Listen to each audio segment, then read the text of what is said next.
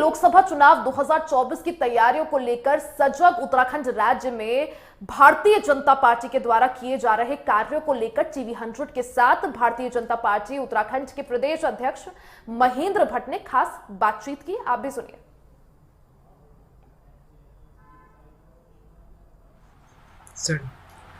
नमस्कार, टीवी 100 में आप सभी दर्शकों का स्वागत है और मैं हूं आपके साथ शुभम। आज हमारे साथ खास इस मुलाकात के बीच मौजूद हैं उत्तराखंड के प्रदेश अध्यक्ष महेंद्र भट्ट जी। कहा जाता है राजनीतिक अगर अनुभव हो तो समय दर समय आपको एक बड़ी जिम्मेदारी मिलती है और ऐसा ही एक जिम्मेदारी के रूप में विधायक होने के बाद एक बार केंद्र के नेतृत्व में उन्हें एक नई सौगात दी गई थी, जिस पर सरकार को विश्वास दिलाते हुए राज्य में किस तरह प्रदेश अध्यक्ष का यह पद का निर्वहन कर रहे हैं, इसकी तमाम जानकारी के लिए आज हमारे साथ मौजूद हैं महेंद्र भट्ट जी। चलिए उनसे खास चर्चाएं करते हैं। सर, पहले तो बहुत बहुत स्वागत है टीवी 100 में। धन्यवाद आपका। और जानना चाहूंगा राजनीतिक शुरुआत को लेकर के किस वर्ष में आपका आना हुआ और युवा जोश के अंदाज में आज तक का अनुभव कैसा रहा? देखिए, मैं 92 से लगातार पहले तो विद्यार्थी परिषद में काम करने का अवसर प्राप्त हुआ।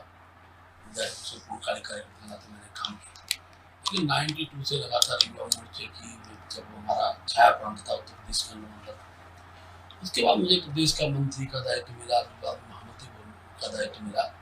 और जब उत्तराखंड राज्य बना तो मेरे संगठन का मैं आभारी हूँ। मुझे पहला युवा मोर्चा का प्रदेश अध्यक्ष होने का सौभाग्य प्राप्त हुआ। उत्तराखंड की पहली विधानसभा 2002 में चुनाव हुआ तो मैं विधायक नंदपुरा से विधायक रहा।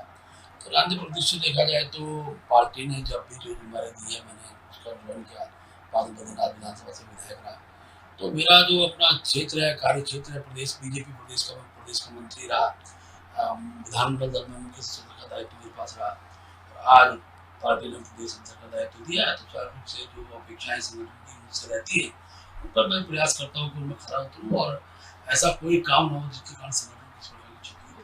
तो हम आगे बढ़ रहे हैं। मुझे कहते हुए खुशी भी है कि वर्तमान में हमारा जो दायित्व मुझे मुख्यमंत्री जी सब लोग सामूहिकता के साथ क्षेत्र के विकास के लिए और संगठन के विस्तार के लिए हम लोग रात दिन प्रयास करते हैं, काम कर रहे हैं। अध्यक्ष जी, जैसा देखा गया है कि आपके द्वारा जब से राजनीति की शुरुआत की गई है कई आंदोलनों में आपने हिस्सा लिया है, लेकिन उसका कहीं ना कहीं एक भरपाई भी चुकानी पड़ी है।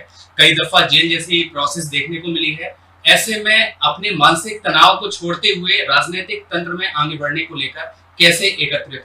देखिए, स्वाभाविक रूप से जब राम जन्मभूमि का आंदोलन चल रहा था तो उत्तराखंड में विद्यार्थी कार्यकर्ता होने के नाते मेरी भी अरेस्टिंग 25 दिन हम लोग खास के पूरी जनपद में जेल में बंद रहे। बाद में उत्तराखंड आंदोलन का विषय है तो मैं उत्तराखंड के लिए 27 दिन की पदयात्रा की और उसके बाद हमारी गिरफ्तारी 5 दिन का उत्तराखंड आंदोलन में हम लोगों को जेल भी बड़ा अत्याचार उस कालखंड में हुआ।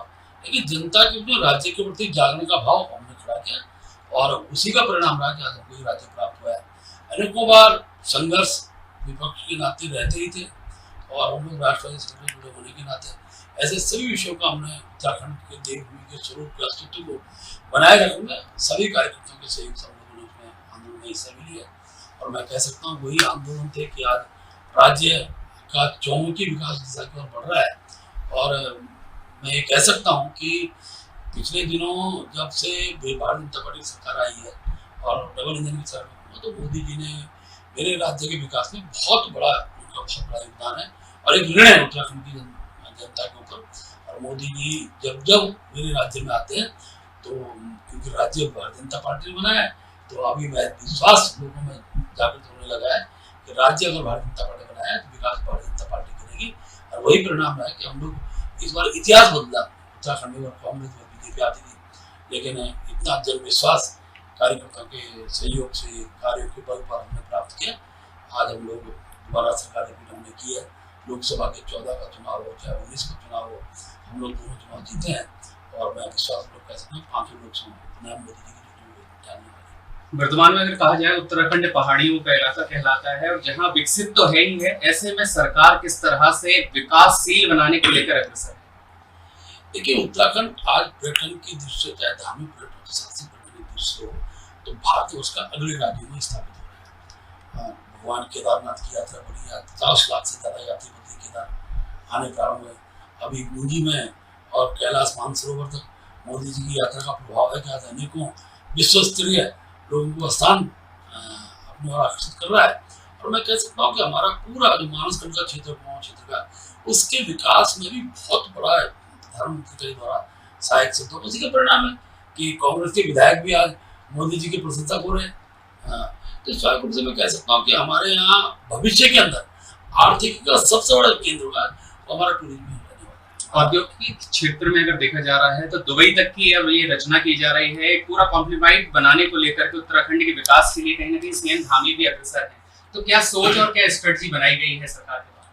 देखिए, मैं पुष्कर सिंह धामी जी का आभार व्यक्त करता हूँ, दल के अध्यक्ष के नाते तो नहीं, लेकिन मैं कह सकता हूँ कि पुष्कर सिंह धामी जी ने जो उत्तराखंड के अंदर एक मिथक था, उत्तराखंड का पानी, उत्तराखंड की दवाई उत्तराखंड काम नहीं आती, तो जब हम लोग बैठ के चर्चा कर रहे थे तो पुष्कर जी ने कहा कि मुझे ऐसा प्रयास करना पड़ेगा कि उत्तराखंड की जवानी, इसका पलायन ना, और उस दिशा में बहुत सार्थक पहल माननीय मुख्यमंत्री जी द्वारा हो रही है। और उद्यम आएंगे तो स्थानीय लोगों को रोजगार मिलेगा। ये ठीक है कि अभी हमारे यहाँ रेलवे की कनेक्टिविटी न होने के कारण थोड़ी दिक्कत आती है, रॉ मटेरियल समय पर नहीं पहुँच पाता है, तो कारण उद्यम आने से बचते थे, लेकिन विश्वास जगह है। कृपया तक का 2027 तक मुझे पूरा विश्वास करता तक हमारी रेल लाइन कंप्लीट हो जाएगी। इसके साथ साथ तराई का क्षेत्र है, तराई के क्षेत्र में कौन से उद्यम आज रोजगार सृजन के माध्यम बन सकते हैं, उद्यमों को आकर्षित करने के लिए मोदी जी का भी सार्थक प्रयास है। और पुष्कर धामी जी का जो विदेश में दौरे हो रहे हैं, उद्यमियों को आकर्षण करने के जो प्रयास हो रहे हैं, ये उत्तराखंड के विकास में सार्थक सिद्ध होंगे। 5 राज्यों में भी विधानसभा क्षेत्र के चुनाव होने को जा रहे हैं, ऐसे में केंद्रीय नेतृत्व की मजबूती किस तरह से देखने को मिलेगी?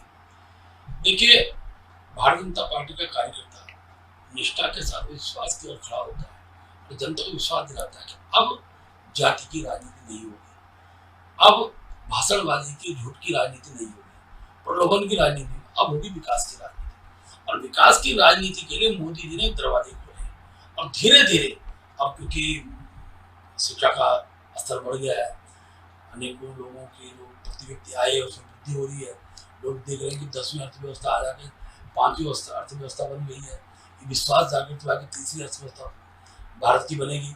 ये सारे विषय थे जिसके अंदर मैं कह सकता हूँ इस बार 5 राज्यों आने वाले लोकसभा चुनाव और जनता का जनादेश विकास के लिए मोदी जी को एक ध्यान से मिलने वाला है। और हम लोग तो व्यक्ति नहीं देखते हैं, हम लोग विचारों से जुड़े हुए कार्यकर्ता हैं। और हमारे मोदी जी ने हमसे आह्वान किया है, हमारे राष्ट्रपति नड्डा जी ने आह्वान किया है कि हमारा प्रत्याशी भी तय रहता है कमल का फूल, तो हम कमल के फूल को जिताने के लिए हर कार्यकर्ता रात दिन मेहनत करके और विजय की ओर आगे बढ़ते हैं। टीवी 100 के साथ चर्चा करने के लिए धन्यवाद। तो दर्शकों, आपने सुना हमारे साथ उत्तराखंड के प्रदेश अध्यक्ष महेंद्र भट्टी जी थे, जिन्होंने राजनीतिक शुरुआत युवावस्था से लेकर वर्तमान तक अभी क्रमबद्ध तरीके से जारी है और भविष्य की परिकल्पना के साथ उत्तराखंड को एक सजग भारत के रूप में एक अच्छे और उच्च राज्य का दर्जा देने के लिए भारतीय जनता पार्टी किस तरह से सजग है, अपने उन विचारों को हमारे साथ साझा किया। फिलहाल इस खास मुलाकात के लिए कैमरामैन सूर्यांश के साथ शुभम सोनी की खास